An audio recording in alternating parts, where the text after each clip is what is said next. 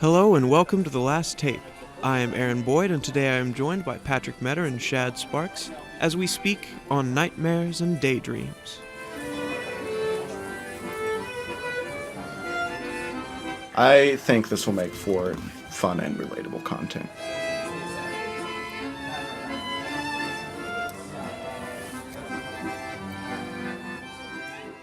Has there ever been an event in your life that defied explanation? Unexplained phenomena? Or paranormal Synonyms. synonyms haven't been explained to you? Yeah, that's the defining moment when I was sitting alone. I'm just like, had an existential crisis. This could have been because of the significant blood loss I sustained. When I was 4, I rolled out of bed and I split my head open on a plastic train. Foiled by the Polar Express. Murder on the Polar Express. I'll tell that story in a minute. That was a good story. I cracked my head open, and my mom walked in to check on me because I was still young, and my hands were just cupped together, filled with my blood, and my mom was like freaking out, and I was just like, "Mom, we have a problem," or something like that. And I remember waking up in the car, and I'm like, "Where are we going?" with a wash rag on my head, and they're like, "We're on our way to the..." And then I woke up the next morning in the hospital. And then after that, I distinctly remember getting stitches taken out, which I hated, because back then, stitches sucked a fat one. That was in the year 2000. But how did that defy explanation? A 4-year-old just sitting with his hands cupped with his own blood and not screaming. I think that's pretty that defies And he just like explanation. quoted Jesus when they had the Last Supper. He's like, "This is my blood." I could have taken a big fat swaller. So, for those of you who don't know, which is most of you, up until Tuesday of this week, I was a librarian.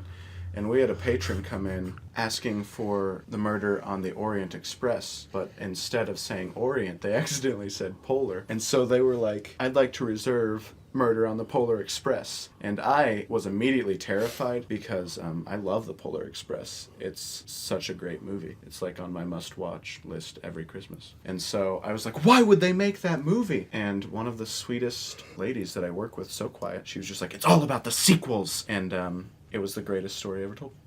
Like that story about the women's baseball team. You know what I'm talking about? A League of Their Own? Yeah. That's the one. It's such a good movie. What about you, Shad? Have you ever had an event in your life that defied explanation? I don't Something think so. spooky or paranormal? Shad No, always because I says was raised a things. good Christian boy, so we were in a safe household. See, I had, at one point, my brother Adam and I were like the only ones at home. And my oldest brother, Austin, owns a drum set, was a drummer all through high school. So we had one of the practice pads. Adam and I were downstairs, and we hear someone playing his practice pad. And we go upstairs and open the door to Austin's room, and like we hear the sticks slam down on the thing, and that was it. There was no one there.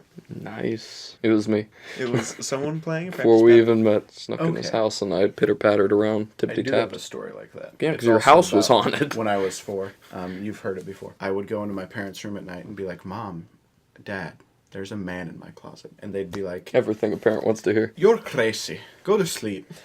And I would go back into my room and I would sleep because the guy never tried anything. But, like, let me explain to you what I saw in my closet. I would look over are you because going with my this? closet didn't have a door, and I would see the side of a person in my closet. I would see their arm, and I'd go in and I'd be like, "Mom, Dad, there's a man in my closet." And they'd come in, they'd check, they'd be like, "Nah, dude, there's no one here. Go back to sleep." And I'd swear up and down.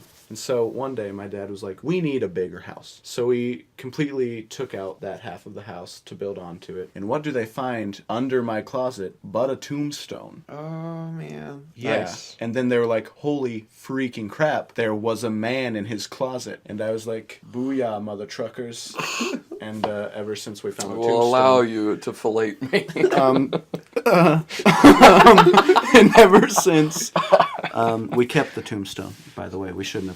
But Yeah, ever since that day, there has not been a man in my closet. Can you believe that? because you don't though? live there anymore. They didn't believe me. And I was like, "Mom, Dad, he dare." And they were like, "No, he not." Related to that, Oh, man. what do you fear is in the dark? Demons, for sure. I actually do. For sure. I do get scared. That is the one thing that I don't fuck with. I'm like, I don't fuck with demons. It's a little above my pay grade. They can't hurt you. Can't they now? No. Read your Bible, Shad. I know. Okay. But I don't know if you've seen me. I'm not the perfect Christian out there. Admittedly, that is the number one thing I think about. Like, I don't turn any lights on because I know as soon as I do, they're going to be there. So I just... Oh, no, it's the other way around. You don't turn them off. Well, I like to sleep in the dark because I fall asleep that way. But anyway, if I wake up in the middle of the night and I have to go to the bathroom or something like that, I'll keep all the lights in the house off because I can see in the dark at that point. My eyes have clearly adjusted. And so, but I'm always afraid that I'm just going to turn around, like one of the dark shapes in my room is just going to start moving, or I'll look out my window and see like this pair of red eyes staring back at me. Thank you, Patrick. My reoccurring fear of growing up has come back now after it's subsided for 6 years. You don't even know the struggle, Shad. But yeah, demons. 100% For demons. sure. Yeah. Like demons or whatever it is that I see whenever it's like dark and like my brain thinks that there's motion. It's like, the fear of not knowing. That's exactly totally what it is. That's like why I won't swim in dark water. Oh, I never thought about that before. I've never done that. No, you won't ever I'm gonna do it now. You guys want to go? How did Shad get eaten? Anyway. like when I shut If off all the only. lights in the theater and it's completely dark and I'm like, was that something moving? I'm afraid to be alone in my church in the dark. Same. Like, Oh my god, that churches was are creepy. That in the was dark. also a reoccurring thing growing up because like my grandpa was the pastor of Yeah. our church for the longest freaking time. So like they lived in the parsonage next door. Right, like so like pastors do. right. Pastors and nerds. But whenever we'd stay with them, like me and my sister and my cousin, we would always sleep down in the basement usually, and we would always keep the lights on down there because it was so freaking creepy. Because like you had the fellowship hall, which is where we were, and then it would go down a long hallway. There'd just be a wall, and then it'd go down another long hallway that the lights were completely off, and there were like classrooms, and at the very end was a boiler closet. So it was like if you open that door, all that there was a boiler just making a bunch of noise. So we would just steer clear of that hallway. We're like, we're not, not fucking with that one. Nope. Hecka nah, bruh.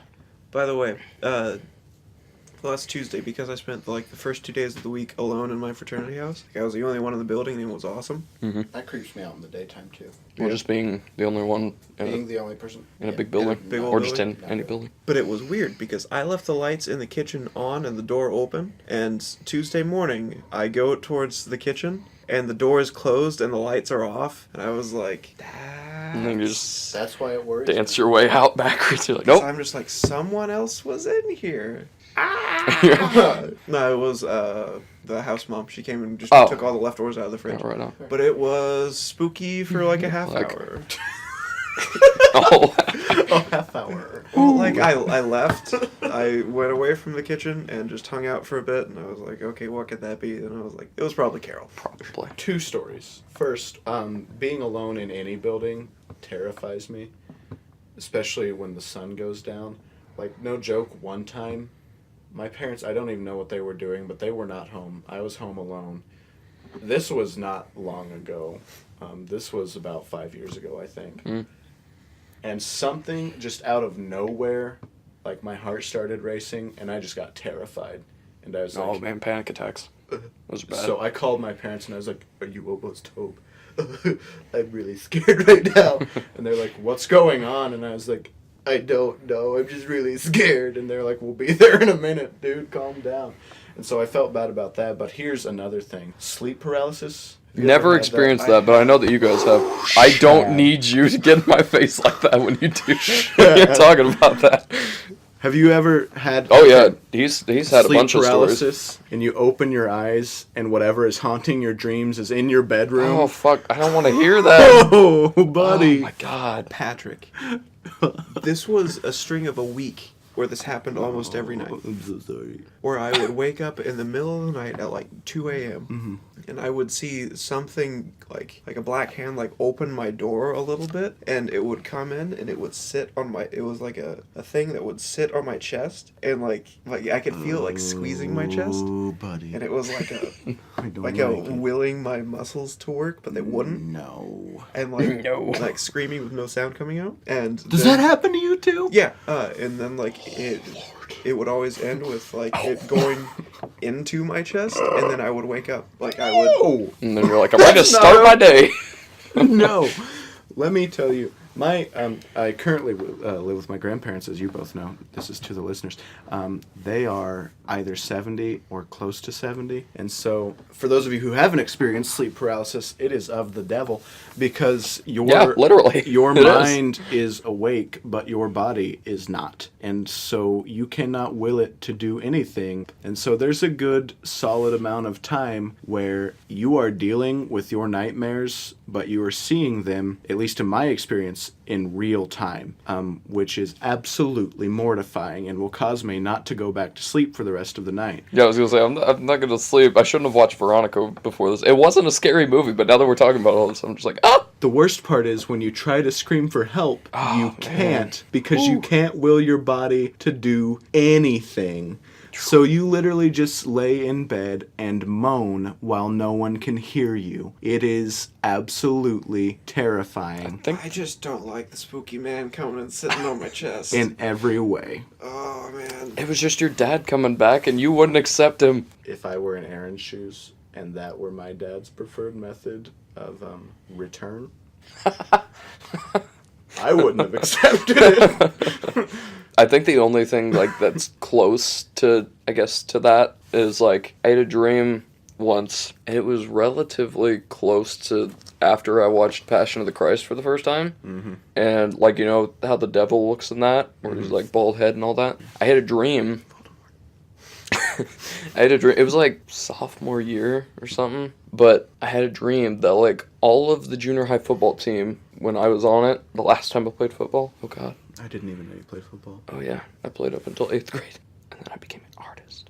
But I had a dream where like the entire team went to a like a big hotel, but like when you walked into the lobby, it was my grandma's house, and it was like I could see all of that. Everybody was like disappearing, like nobody knew what happened to them. They just like they disappeared, and they're just like, where'd they go? Nobody knew. So it gets down to just like the last few of us, and we come like bursting in through the lobby, and we come into the house, and one of the coaches is still with us, and we like look at the back, and out of my grandma's room, when she had the light off, like it was all dark, and all you could see was like maybe her nightlight. So like out of the darkness just comes this like huge robed figure, bald head and all, just like a big cloak, like I guess what you would think of like the Grim Reaper, just like that visage. Is that a word? Yeah, visage is a word, yes. That's the one. And then like our coach was just like, you guys stay here, and he like runs back there, and we can like, it's still way back, like we can see him run back there. The dude just opens his cloak, kind of like how you do in our English video where you just go around him. He's gone, just disappears. The coach does, and then he opens, like it goes back to normal, and it was like he was never there. That's a pretty rad dream. And he starts like walking towards us. Is it slow?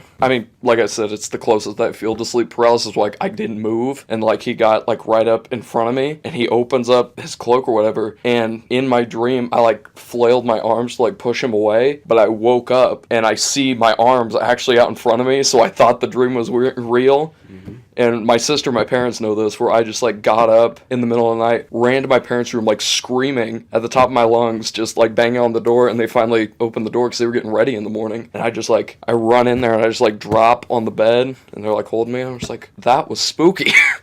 Yeah. But like, I think that was like the only time. Like, and after that, it was just like, it like kind of tapered off, where like I had like still nightmares, I guess, about it. It wasn't like exactly like that, but I had a reoccurring nightmare when I was younger. I don't think I I've experienced ever had sleep paralysis, and obviously when I tried to scream for help, it didn't work. But now it's way less frequent now. But when I was younger, it was like a nightly thing. It was, But no, that dream.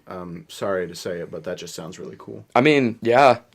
Now that I'm very very apathetic person, so like I'm just like, no big deal now. Yeah.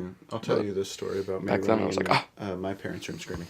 I was younger, not like 4, because apparently everything in my life happened when I was 4. I was a little older than that, but my dad set his work clothes out on the couch, but for some reason or another, he set them out to where it looked like someone was sitting on the couch. Man. So I walk out into the living room to go to the bathroom, which is not that was not my destination, just so you know. I intended fully to go to the bathroom in the restroom, but you had to get there through my living room. And so I see this on the couch what looks like just a man there, because my dad, in his infinite fatherly wisdom, set his hat on top of the back of the couch. Oh. And so it looked like a person. And I did not scream. I did not cry. I bellowed. I did not scream. I did not cry. I did not have to wonder why. All the way into my parents' room. Tiny little me Bellowed. up from the depths. Just a giant guffaw. My parents were shocked that my voice could go so deep at such a young age. But they're like, what is wrong? And I was like, he's sitting on the couch. And they turned the lights on, and you could just see it in my mom's eyes. She just looked at my dad, and she was like, You like the imbecile. look in her eyes was just like, you idiot. Like, Oh my god. but no, It started low, and then it reached high. it did. You're just casually walking back to the room. I didn't run. I walked calmly. Rather, I was bellowing the entire time up from the depths like a primal wellspring of terror that it was. That's just a story, though. Like, Dad never did that again. That's a promise. Because I woke him up at like 2 a.m. I was like, why is there a man there? To be fair, though, for most of my childhood, I remember various people just sleeping on our couch. If Mom and Dad ever listen to this, Bob, you know who I'm talking about. You know, Bob, that guy. Bob, if you ever listen to this, We know you. I didn't forget. Well, that's the end of our show. Once again, this has been the last tape with Aaron, Patrick, and Shad. I'd like to thank you very much for listening. Sing us out, Patrick. Do-do-do-do. Do-do-do-do-do-do. Ba-da-ba-ba. Ba-do-ba-do-ba-doom. Ba-doom. Ba-doom. Boom. Ba-doo-ba-doom. Boom.